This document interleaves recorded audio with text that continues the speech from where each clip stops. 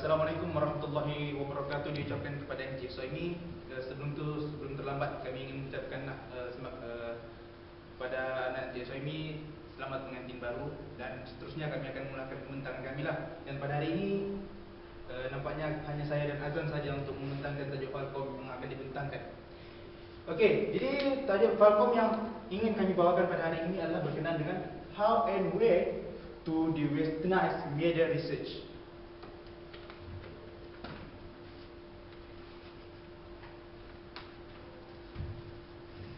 Jadi kita minta tolonglah satu orang untuk kendalikan ni. Okey, seterusnya kita pergi kepada pengenalan. Okey, isu pembaratan ataupun de-westernization ini sering berlaku dalam negara-negara yang sedang membangun, seperti khususnya India itu sendiri.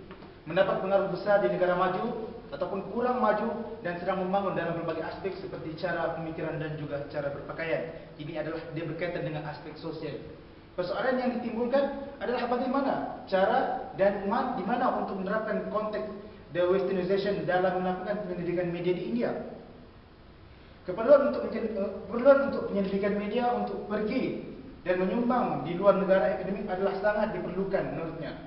Kajian terhadap kesan positif dan negatif bagi mengesah pengaruh barat tersebut terhadap India dalam aspek budaya media.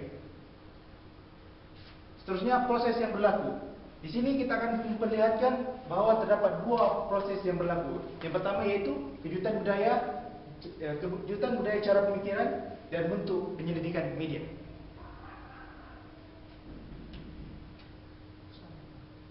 Persoalan, Anda berkata, media adalah sebuah institusi.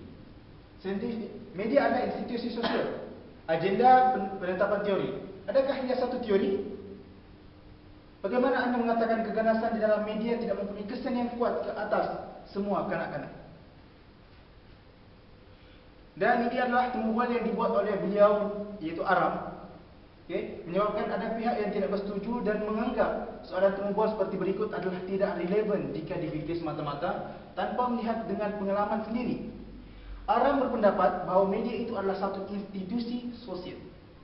Malah penetapan agenda teori dalam media hanyalah dianggap satu teori, dan keganasan media hanya mempunyai impak yang terpilih pada pelbagai kategori kanak-kanak telah dianggap salah oleh beberapa pihak yang tidak setuju dengan pendapat beliau. Oleh itu, Arul Aram pula menganggap tanggapan seumpama itu hanyalah kejutan budaya yang songsang. Kita terus kepada intipati. Okey, terima kasih kepada Heril. Okey, saya membentangkan intipati daripada kajian oleh Aram tersebut. Okey, kemiran research process. Kita lihat kemiran merupakan kebolehan yang menyampaikan sesuatu untuk menjadi ahli komunikasi yang baik, dan proses pula ialah bermaksud menganalisis kesan media dengan pemikiran secara kritis. Di India, aspek pendidikan lebih banyak yang bersifat kepada bentuk proses, di mana dengan melihat contoh program ijazah berbanding dengan London, program ijazah lebih berbentuk kemahiran. Apa yang cuba disampaikan oleh Arul Aram dalam konteks ini adalah pengasingan antara kemiran dan proses adalah dua hal yang berbeza, namun saling berkait dan saling melengkapi dalam mencapai satu tujuan, khususnya dalam media itu sendiri. Next.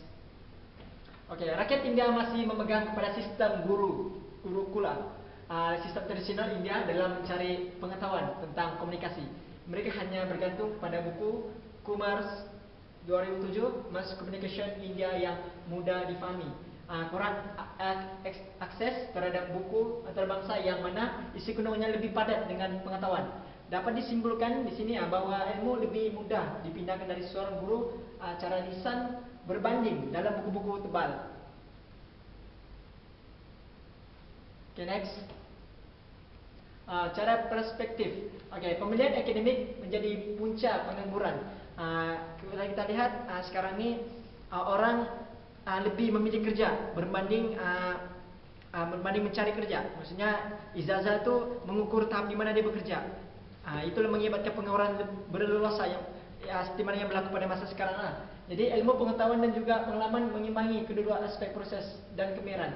Mereka dalam kajian oleh Aram ni dia berpendapat pengalaman itu sangat penting. Biarlah dari segi dia punya ilmu pengetahuan tu dan kerja tu tidak sama, tapi pengalaman sangat penting dalam step apa saja pekerjaan yang ingin dicuburi.